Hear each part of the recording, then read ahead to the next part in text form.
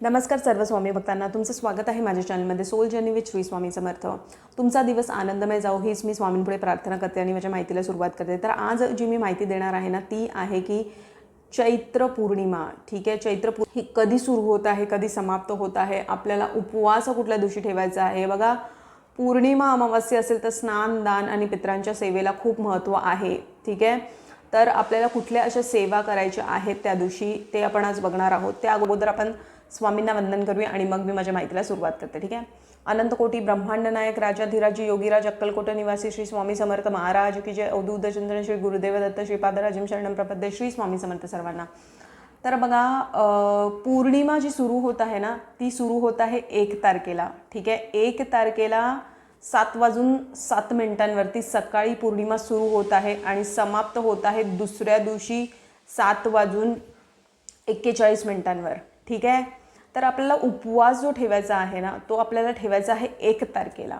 ठीक आहे, आणि सेवा करायची आहेत ते आपल्याला करायचे आहेत 2 तारखेला। ठीक आहे, अमृतकाल आणि भद्रा। ठीक आहे, ठीक आहे, भद्रा ही आहे पाताल लोकमध्ये। त्या पाताल लोकाची भद्रा ही धरतीवरती त्याचा काहीही दुष्परिणाम होत नाही, तर ती चांगलीच आहे। ठीक आहे, आणि ह्याच्या व्यतिरिक्त आता आपल्याला आपण बघूया की 1 तारखेला, ठीक आहे, बघा 1 तारखेला ना राहू काळ जो आहे तो 1:30 ते 3च्या मध्ये आहे। तर दक्षता ठेवा की ह्या काळात, ह्या 1.5 तासात काहीही शुभ कार्य करायचं नाही आहे तुम्हाला। ठीक आहे, आता आपण बघूया की उपवास, तुम्ही उपवास ठेवणार असाल 1 तारखेला तर तुम्हाला त्या दिवशी किती वाजता पूजा करायची आहे। कारण बघा, जर उपवास ठेवत असाल तर ना एक अमृत काळ असतो, त्यावेळी केलेली पूजा आराधना ही खूप फलित होते आणि शुभ मानली जाते। तर अमृत काळ जो आहे तो आहे 8:48 ते 10:30 वाजेपर्यंत। ठीक आहे, ह्या काळात तुम्ही पूजा केलेली ही खूप शुभ मानली जाते। ठीक आहे, अमृतवास्या पौर्णिमा किंवा कुठलेही सणवार जे येतात, ठीक आहे, त्यावेळी अमृत काळच्या वेळी केलेली पूजा ही खूप शुभ मानली जाते। ठीक आहे, तर तुम्ही त्या दिवशी जर उपवास ठेवणार असेल तर ही पूजा तुम्ही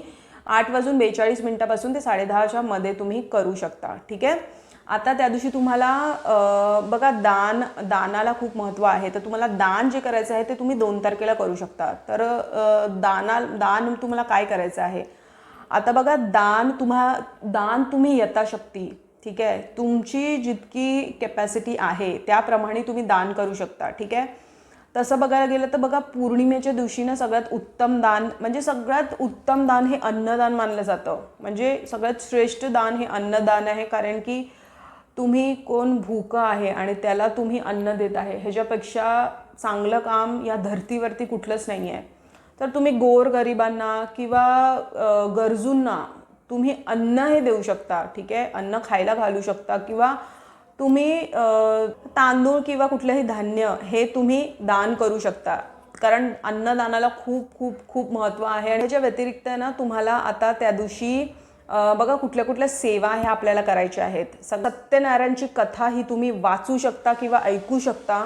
ठीक आहे, ह्याच्या व्यतिरिक्त तुम्हाला भगवद्गीताचा पाठ, ठीक आहे, भगवद्गीता तुम्हाला वाचायची आहे। बघा, भगवद्गीता पूर्ण तर नाही होऊ शकत, पण आहे ना एक सवय लावा की तुम्ही भगवद्गीताचा एक पाठ किंवा एक पान वाचत जाल, त्याच्याने जे ज्ञान भेटतं ना, म्हणजे मी तुम्हाला खरं सांगते की जेव्हा मी वाचायला घेतली भगवद्गीता, ठीक आहे, एक पान मी वाचत गेली, त्याचं महत्त्व मला कळत गेलं की काय आहे। म्हणजे भगवद्गीता जर तुम्ही वाचायला घेतलीत तर मी तुम्हाला खरं सांगते तुम्ही खूप खूप खूप ब्लेस्ड सोल असाल जर तुम्ही सगळ्यात अगोदर कृष्ण आणि विष्णुदेवच ते करून घेतात तुमच्याकडून। ठीक आहे, पण जेव्हा तुम्ही ती वाचायला लागता ना तेव्हा तुम्हाला त्याची डेप्थ कळते, म्हणजे समर्पण काय आहे, ह्या सगळ्या भावना काय आहेत, समर्पण कशाला आपण म्हणतो। ठीक आहे, ह्याचं खूप खोलमध्ये जाऊन तुम्हाला अर्थ कळायला लागतो जेव्हा तुम्ही भगवद्गीता वाचता तेव्हा। ठीक आहे,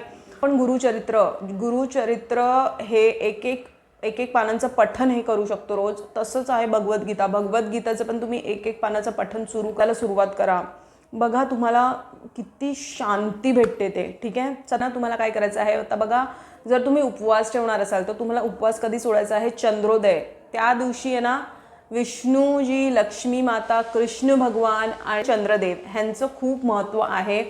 आणि चंद्रदेवांना तुम्ही अर्घ दाखवून तुमचा उपवास हा सोडू शकता. आणि उपवास 1 तारखेला धरायचा आहे तर चंद्रोदय आहे 6:10 ठीक आहे. त्यानंतर तुम्ही उपवास सोडू शकता. ठीक आहे.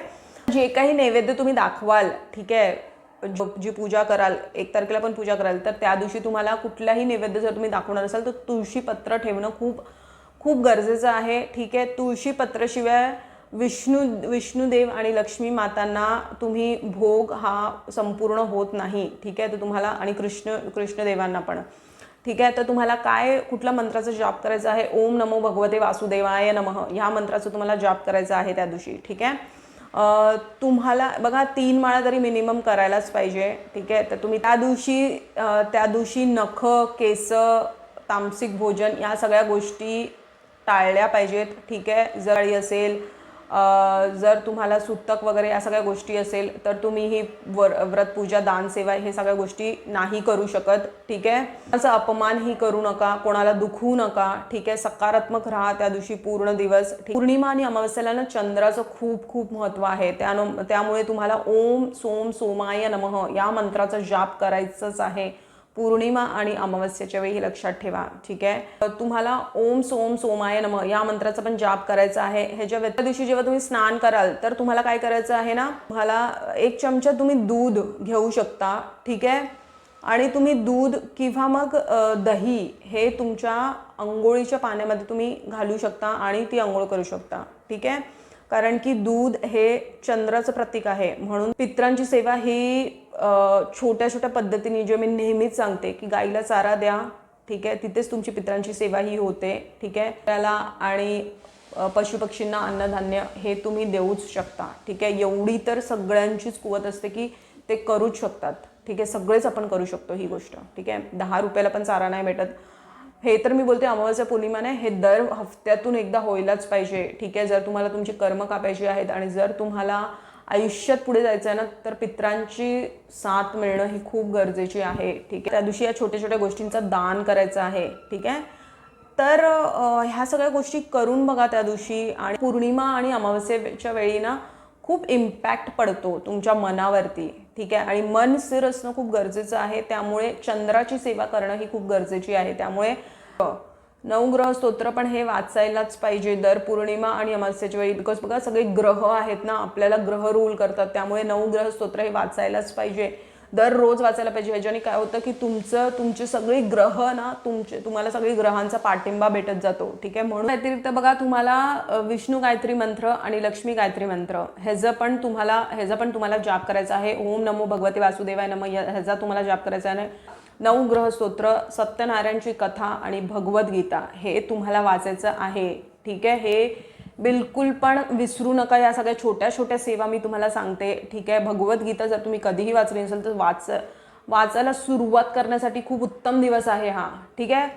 तर भगवद्गीता वाचून मला खूप समाधान भेटलं आहे. भगवद्गीता वाचून मला ज्या गोष्टींबद्दल माहिती नव्हती किंवा ज्या गोष्टींच्या मागे आपण धावतो त्याच्यामध्ये कशी स्थिरता येते, म्हणजे आपण एक वेगळ्याच लेवलची ऊर्जा आपल्याला भेटते त्या पुस्तकामधून. ठीक आहे.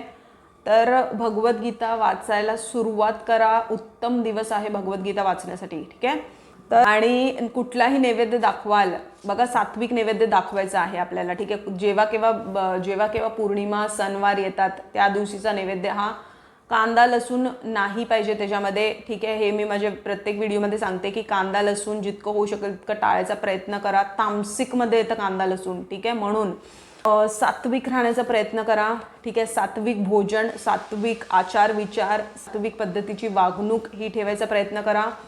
ठीक आहे. नैवेद्यामध्ये तुळशी पत्र हे दाखवायचंच आहे. ठीक आहे. विष्णूजींना अतिशय प्रिय आहे. जर तुमच्याकडे शालिग्राम असेल, ठीक आहे, ते तुळशीच्या बाजूला तुम्ही ठेवून त्याचीही पूजा करू शकता शालिग्रामची. ठीक आहे. हाच होता माझा व्हिडिओ. मला आज हेच सांगायचं होतं. ठीक आहे. चैत्र पौर्णिमा 1 तारखेला करायची आहे की 2 तारखेला करायची आहे, दोन्ही दिवसांना महत्त्व आहे. कारण पौर्णिमा सुरू होत आहे 7:07 आणि त्याच दिवशी आपल्याला उपवास हा ठेवायचा आहे. दुसऱ्या दिवशी स्नानदान, आपल्याला सेवा, पितरांची सेवा जी काही करायची आहे ती दुसऱ्या दिवशी करायची आहे. जे काही पूजा विधी, जे काही तुम्हाला मंत्रस्तोत्र किंवा सेवा करायची आहेत त्या तुम्ही 2 तारखेला करू शकता. तर अशा पद्धतीने तुम्हाला दोन्ही दिवसांना महत्त्व आहे.